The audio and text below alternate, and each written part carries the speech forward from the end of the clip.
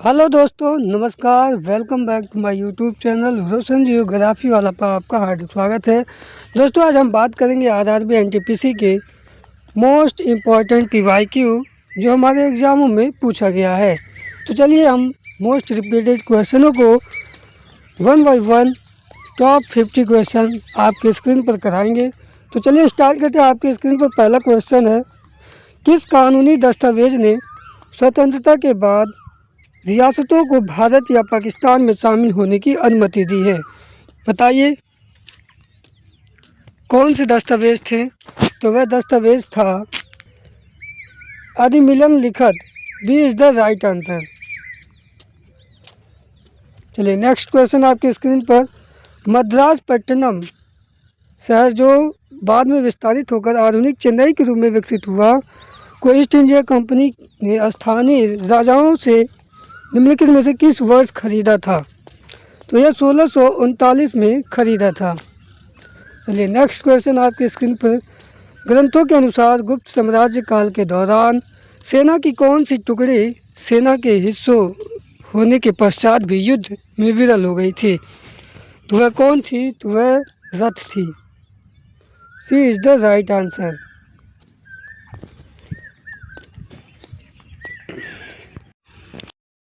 चलिए next question आपके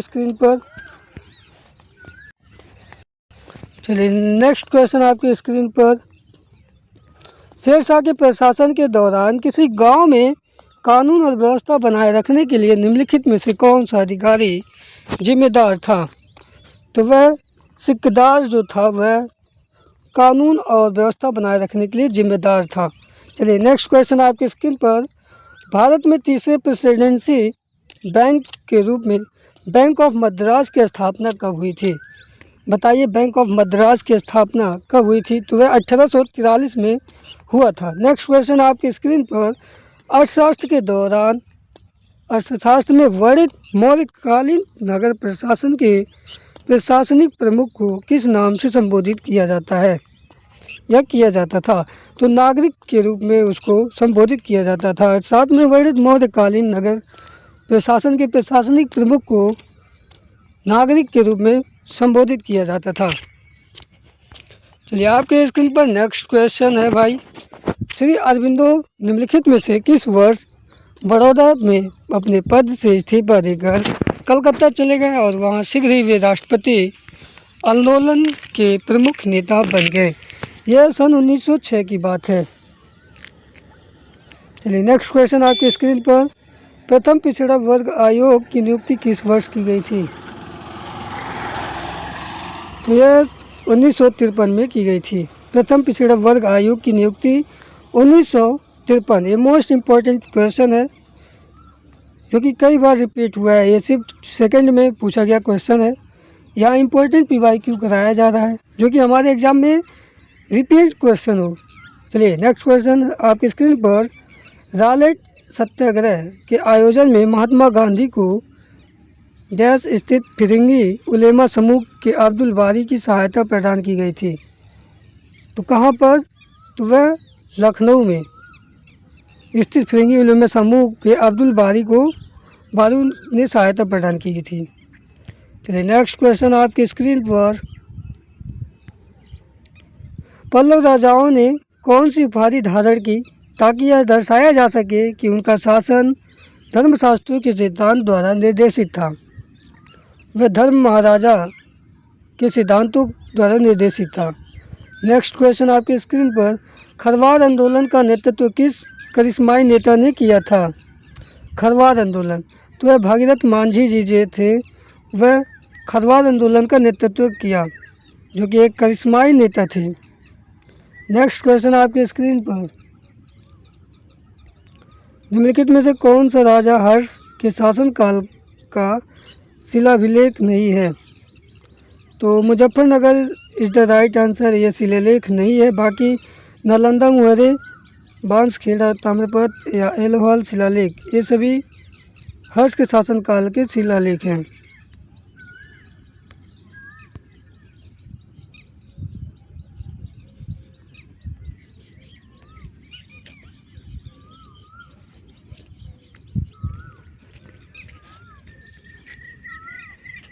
क्या करते हैं रे?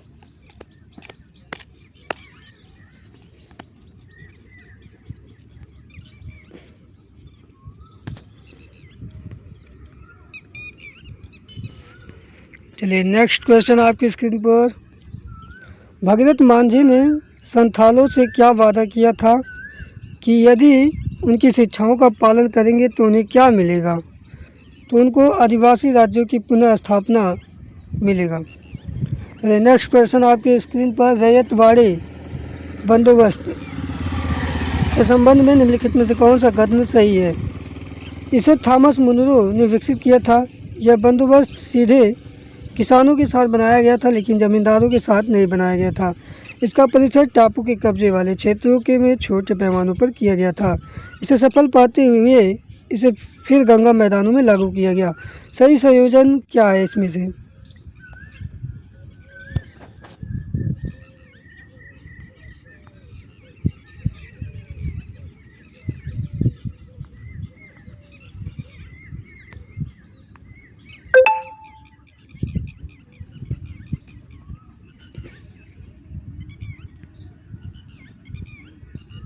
तो ए इज द राइट आंसर। चलिए नेक्स्ट क्वेश्चन आपकी स्क्रीन पर 45 नंबर। डोरा बिसोई और चक्र बिसोई के नाम पर डैश में से राजनीतिक अस्थिरता और ब्रिटिश कानून और नियमों का अनुपयुक्तता खोंडों की आर्थिक पीड़ा के विरुद्ध उपजे विद्रोह से संबंधित था। वह क्या था? तो घुमसर उड़ीसा था। B is the right answer. चलिए नेक्स्ट क्वेश्चन आपके स्क्रीन पर। यज्ञवर्मन और शार्दुल वर्मन और अनंत वर्मन निम्नलिखित में किस राजा के राज्य थे? किस राज्य के राजा थे? क्या वह मगध गुप्त के थे, या थानेश्वर के पुत्र भूति, या वल्लभी के मैत्रक, या कन्नौज के मौखिरी? तो कन्नौज के मौखिरी इज द राइट आंसर। चलिए नेक्स्ट क्वेश्चन आपकी स्क्रीन पर। भारत में पूर्व प्रसार काल, जिसमें आसुलियन चरण भी शामिल है, प्राय कितने वर्ष बीपी तक विस्तारित था? तो D is the right answer. चलिए आपका स्क्रीन पर 48 नंबर क्वेश्चन है। निम्नलिखित में कौन सा कथन गुप्त वंश के उत्तराधिकारी के संबंध में सत्य है? तो इनमें से डी इज द राइट रहेगा। चलिए नेक्स्ट क्वेश्चन आपकी स्क्रीन पर। दिल्ली सल्तनत के दौरान दबीर खास के नेतृत्व में कौन सा विभाग पत्राचार और आधिकारिक संचार का प्रबंधन करता था? वह दीवान ए हिंसा था। A is the right answer. Next question आपकी स्क्रीन पर। गुप्त काल के दौरान गुप्त सेना के सेनापति को क्या कहा जाता था? गुप्त काल के दौरान गुप्त सेना के सेनापति को क्या कहा जाता था? वहाँ पर महासेनापति कहा जाता था। चलिए नेक्स्ट क्वेश्चन आपकी स्क्रीन पर। निम्नलिखित में से किसने ब्रिटिश शिक्षा की अत्यधिक पश्चिमी होने और भारतीय वास्तुकला से अलग होने के कारण कड़ी आलोचना की थी? वह कौन थे? तो हमारे रविंद्रनाथ टैगोर जी थे। चलिए नेक्स्ट क्वेश्चन आपकी स्क्रीन पर। बोरी, जिसे पहला निम्न पाषाण स्थल माना जाता है, भारत के निम्नलिखित में से किस राज्य में स्थित है? तो वह महाराष्ट्र राज्य में स्थित है। D is the right answer. चलिए नेक्स्ट क्वेश्चन आपकी स्क्रीन पर। किस अधिनियम ने पहली बार भारतीय सदस्यों को विधान परिषदों में बजट पर चर्चा करने की अनुमति दी थी? तो वह भारतीय परिषद अधिनियम 1892। D is the right answer. D is the right answer. किस अधिनियम ने भारत में पहली बार सदस्यों के विधान परिषदों में बजट पर चर्चा करने की अनुमति दी थी? तो वह भारतीय परिषद अधिनियम 1892। C D is the right answer. चलिए नेक्स्ट क्वेश्चन आपके स्क्रीन पर। सन 2022 में निम्नलिखित में से किस राज्य ने भारतीय महाद्वीपों में सबसे पुराने लौह युग स्थल की खोज करके सुर्खियां बटोरी थी? तो वह कौन सा राज्य था? वह तमिलनाडु राज्य था। चलिए नेक्स्ट क्वेश्चन आपकी स्क्रीन पर। निम्नलिखित में से कौन सा अधिकारी प्रशासन का निरीक्षण करने और प्रांतीय शासन पर प्रतिवेदन प्रस्तुत करने के लिए प्रत्येक 5 वर्ष में मौर्य प्रांतों का भ्रमण किया करता था। वह क्या कहलाता था? वह प्रादेशिक कहलाता था। A is the right answer. चलिए नेक्स्ट क्वेश्चन आपकी स्क्रीन पर। औपनिवेशिक शासन के दौरान कृषि क्षेत्र में स्थिरता का क्या कारण था? चलो बताइए, औपनिवेशिक शासन के दौरान कृषि क्षेत्र में स्थिरता का क्या कारण था? तो वह औपनिवेशिक सरकार द्वारा प्रारंभ की गई भू व्यवस्था की प्रणालियाँ। सी इज़ द राइट आंसर।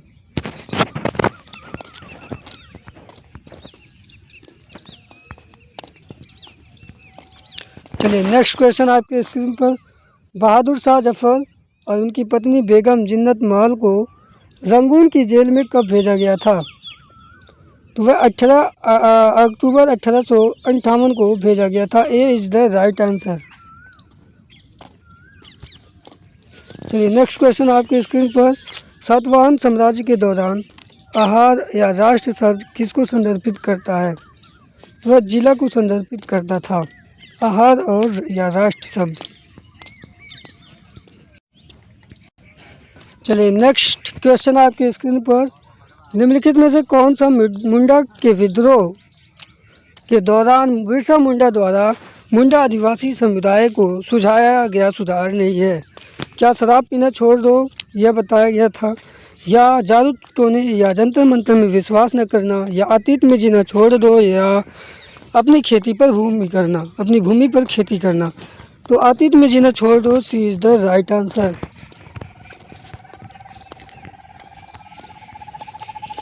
चलिए आपकी स्क्रीन पर नेक्स्ट क्वेश्चन है। निम्नलिखित में से कौन सा आंदोलन उल गुलान या ग्रेट ट्यूमल्ट आंदोलन के नाम से जाना जाता है? उल गुलान या ग्रेट ट्यूमल्ट के नाम से जाना जाता है। तो वह मुंडा विद्रोह था। D is the right answer. Next question. Bharat में ब्रिटिश काल के दौरान किस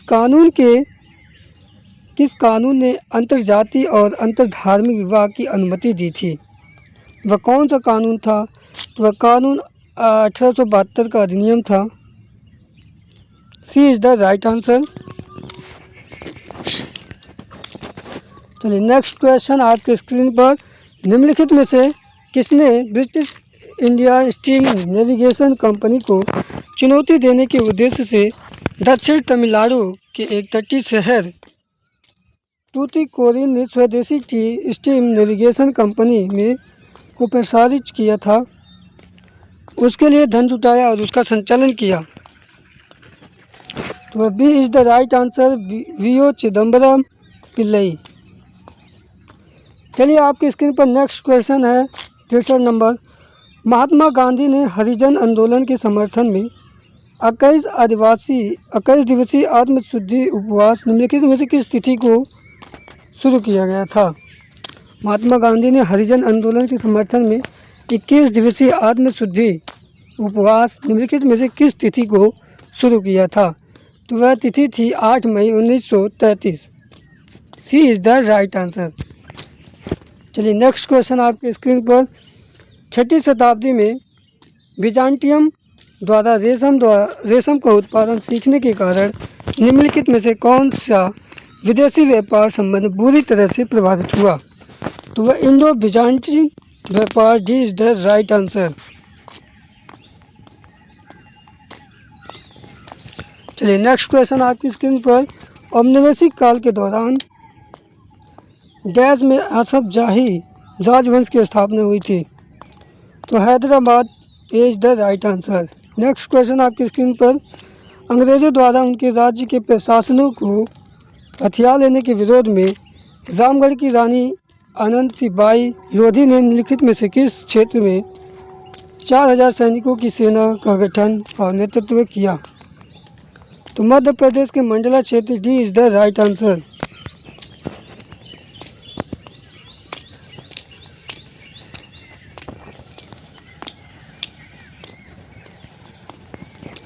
चलिए आंदोलन और बहिष्कार के अलावा ब्रिटिश नीतियों का विरोध करने के लिए चरमपंथियों का तरीका क्या था? व शांतिपूर्ण प्रतिरोध, सी इज द राइट आंसर। चलिए नेक्स्ट क्वेश्चन आपकी स्क्रीन पर। सिंधु घाटी सभ्यता के दौरान छोटे शहरों में कीमती धातुओं और अर्धकीमती पत्थरों से बने आभूषणों की उपस्थिति इस तर्क पर समर्थन करती है कि वह क्या हो, वह प्रबल सामाजिक स्तरीकरण था। चलिए नेक्स्ट क्वेश्चन आपकी स्क्रीन पर। पाल एवं प्रतिहार साम्राज्य में एक प्रांत के गवर्नर को क्या कहा जाता था? तो उपाधिक कहा जाता था।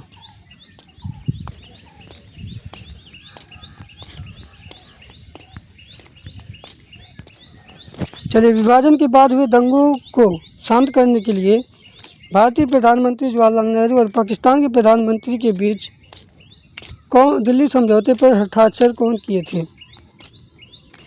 तो वह कौन थे? तो लियाकत अली खान थे।